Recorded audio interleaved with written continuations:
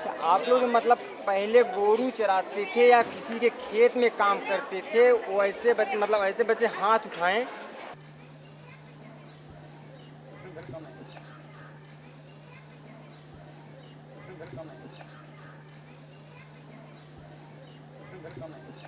आज से 6 साल पहले तो मेरे विद्यालय में जूनियर हाई स्कूल हमारा चलता था।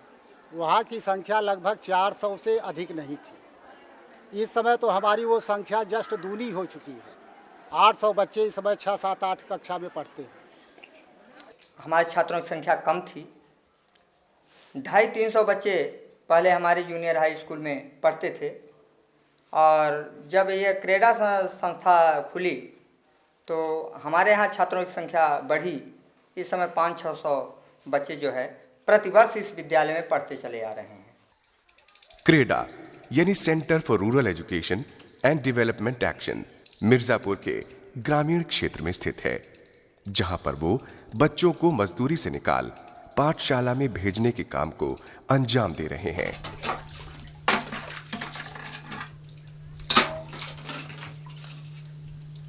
मिर्जापुर देश के सबसे गरीब जिलों में से एक है, जहां की ज्यादातर आबादी कालीन बुनने या कृषि से जुड़ी है।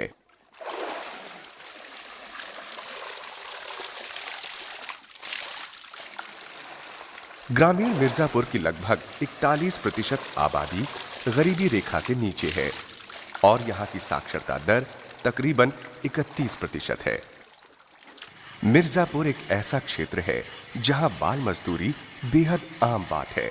यहां रोजगार देने वाले किसी वयस्क की बजाय बच्चों को काम पर रखना ज्यादा पसंद करते हैं। यहां तक कि गरीब माता पिताओं को अक्सर मजबूर किया जाता है कि वो अपने बेटे बेटियों को बंधुआ मजदूरी पर भेजें। पैसा लिया था। मैंने 1500 रुपए कर्ज लिया था। वक्त खराब था और पैसे बिना परिवार का पेट पालना भी मुमकिन नहीं था। रुपया ला गए, वो मांगा। महाजन को पैसा वापस चाहिए था जिसे मैं चुका ना पाया। नहीं जुटा। इस कारण वो जबरन मेरे बेटे को गाय भैंस चराने और उनकी देखभाल कराने ले गया। ले गए, लागे गोरू बछड़ी चरवावे। भाई साहब, इन लोगों को समझाना अभी शिक्षा से बहुत वंचित हैं। हाँ, तो ये तो सही बात। जानत रहा है आप लोग। जब क्रेडा ने बच्चों को मजदूरी से निकालकर सामुदायिक कुटीर स्कूलों में डालने के लिए समाज का सहयोग लेने की कोशिश की तो उसे काफी विरोध झेलना पड़ा। सर्वे जब मैं गांव में गया था तो प्रधान से मिलने के बाद जब करने लगे 2-4 घर के बाद एक और घर के गए तो वहाँ पर एक पटेल के घर गए तो उन्होंने कहा कि हम नहीं करवाएंगे। तो इसके बाद हम कहा भाई ये तो सर्वे कर रहे हैं, आपके परिवार की जनगणना हम लोगों को मिल जाए करने को। वो पहुँचे, हमारी पर्सनालिटी लेके फाड़ दी, कहीं भाग जाइए यहाँ से। इसलिए यहाँ इधर जाना अनिवार्य है। और सर्वे करके जब लौटे वहाँ पर तो हमने सोचा कि हम थोड़ा सा भेंट करते चलें। मोहर दस्तखत का ज़रूरत भी था उस समय पर। लेकिन हम लोग जब वहाँ गए तो वहाँ एक गांव के सरहंग व्यक्ति ज़बरदस्त हम लोगों को बहुत धमकाइयाँ चमकाइयाँ, गाली गप्पर, बहन बिटिया इत्यादि बहुत गाली दिया। और हम लोगों को ज़बरदस्ती वो 6 प्रश्नावली छीन करके फाड़ करके रख लिया अपने पास। और हम लोग सोचे कि भागें, लेकिन भागने में हम लोग असमर्थ थे, इसलिए कि हम लोगों को 4 बॉडीगार्ड उसका बिल्कुल घेर लिए हम लोगों को। और किसी तरह से हम लोग जो अपने जान बचा कर हाथ जोड़ करके हम लोग बिल्कुल वहाँ से करीब घंटों के बाद निवेदन पहले की प्रणाम सब किया, लेकिन वो छोड़ा नहीं। अंत में कोई तीसरा आदमी एक हम लोगों को कहा कि आप लोग बहुत जल्दी सीधे से भगा जाइए, ना ये गोली से मार देगा। अब हम लोग सीधे भाग आए। आखिर गांव के समृद्ध लोग गरीब बच्चों की पढ़ाई के इतना खिलाफ क्यों थे? वो नाराज इसलिए हुए जब क्रेडा यहाँ आई बच्चों को शिक्षा देने के लिए। पढ़ा देगी तो हमारी हलवाही करेगा कौन?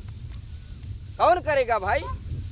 हमारे गाय का बछड़ा कौन चराएगा? हमारे भैंस के लोचर को कौन खिलाएगा? इसलिए नाराज हुए।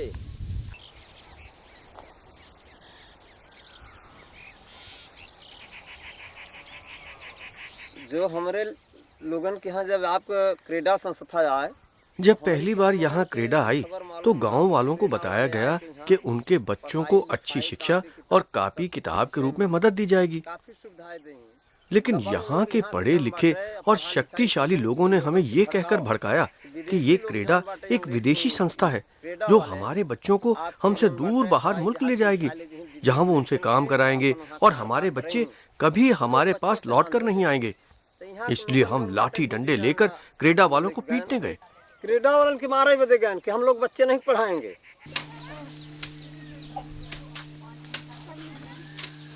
इस कार्यक्रम का विरोध कई तरीकों से हुआ। अब पेटा रथी आदमी हम गरीब हैं और अपनी देखभाल तभी कर सकते हैं जब सभी परिवारजन खेतों में काम करें। मेरी 4 बेटियां हैं। अगर मैं इन सभी को स्कूल भेज दूं तो हम जिएंगे कैसे? और अगर वो पढ़ लिख गई तो उनके ब्याह में ज्यादा दहेज देना पड़ेगा। हम गरीब हैं, क्या हम पेट भरने की चिंता करें या फिर दहेज जुटाने की? कई गरीब माता पिताओं को सामुदायिक कुटीर स्कूलों की तीव्र पढ़ाई को लेकर अपनी शंकाएं थीं।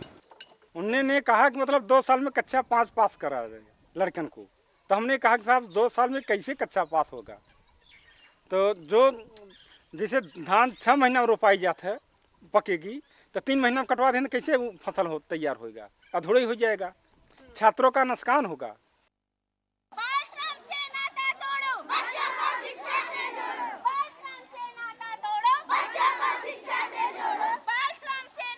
क्रेडा ने जन जागरण और जन भागीदारी के लिए एक बड़ा कार्यक्रम चलाया, जिसमें उसने अभिभावकों, रोजगार देने वाले लोगों, पंचायत और सरकारी संस्थाओं के लोगों की भागीदारी चाहिए।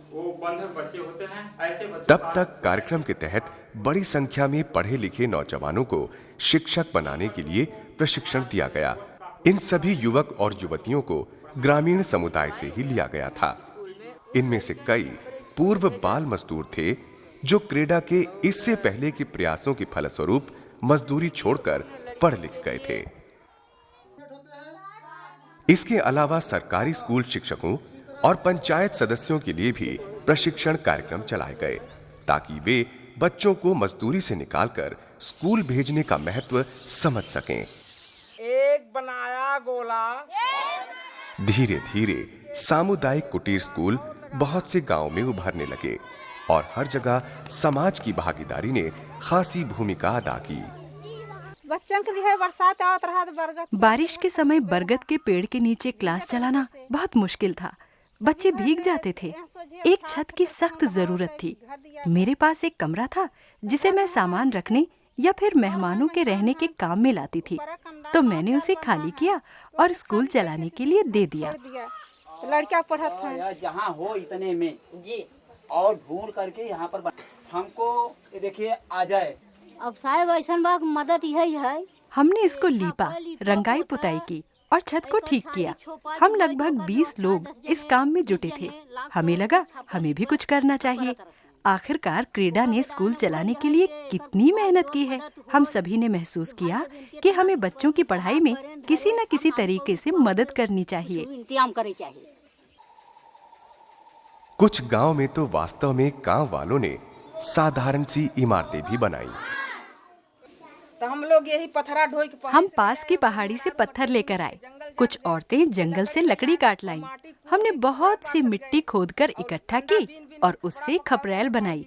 उन्हें उपलों की मदद से पकाया। इस काम में हम 60 लोग लगे थे। समाज की भागीदारी के चलते कई बंधुआ मजदूरों को मुक्त कराकर स्कूल में दाखिल भी कराया गया। मिसाल के तौर पर आजकल स्कूल जाने वाला सोठिया कला का देवदास गांव वालों और क्रेडा टीचर के प्रयासों से बंधुआ मजदूरी से मुक्त कराया गया। बाबू साहब से हम लोगों ने संपर्क किया कि बाबू साहब से कहा कि देखिए बाबू साहब, बच्चा जो है वो बाल श्रमिक है, उसको मत बनाइए, क्योंकि वो बचपन में उसको पढ़ना लिखना जरूरी है, आप उसको छोड़ दीजिए। लेकिन वो बाबू साहब जो है हम लोगों के बातों को अनदेखी करते हुए विरोध किए। कहे कि जो है तुम लोग जो है इस तरीके से हमारे गांव में बच्चा सब पढ़ लिख लेंगे तो कौन बाल श्रमिक का काम करेगा, कौन हम लोगों के घर के खेत का काम करेगा। पहले मास्टर साहब ने गया कहा कि छोड़ दो, और वो नहीं छोड़ा तो गांव के लोग 4 से 10 लोग गए वहाँ और उससे कहा कि ठाकुर छोड़ दो, तो ठाकुर ने कुछ नहीं बोला। इसके बाद लोग ये विचार बनाए कि भाई हम लोग तो जब नहीं छोड़ रहे हो तो हम लोग जाएंगे थाने में FIR करेंगे इस दबाव से या डर से वो बच्चों को छोड़ दिया, तब वो बच्चा स्कूल में जाकर पढ़ने लगा।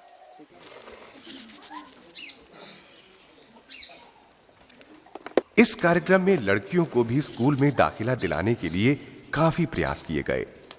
जोगिया बाड़ी में कई लड़कियां बीड़ी बनाने के कुटीर उद्योग में काम करती थीं, जिससे उनके परिवार को आर्थिक मदद मिलती थी। लगभग 50 लड़कियों ने ये काम छोड़कर सामुदायिक कुटीर स्कूल जाना शुरू किया। पूरा पूरा कट जाएगा 9 बार। कितनी बार? जब जाने लगे स्कूल तो वाहिदा बानो हम लोग के बताने लगी कि ये जो मैं विषय पढ़ाती हूँ, ये विषय आप लोग का ध्यान रखना चाहिए। तो हम लोग ना वही रोज़ पढ़ते थे। संध्या सवेरे जब आते हैं पढ़ के, जो विषय पढ़ाती थी तो संध्या सवेरे उसको रोज़ पढ़ते थे। पढ़ लेते हैं तो याद हो जाती है। तो जाते हैं स्कूल में तो पूछती थी वाहिदा बानो, तो कहती कि वो विषय याद किया? तो हम लोग कहा हाँ। तो वो विषय जब सुनाए तो कहें बहुत अच्छा लगा।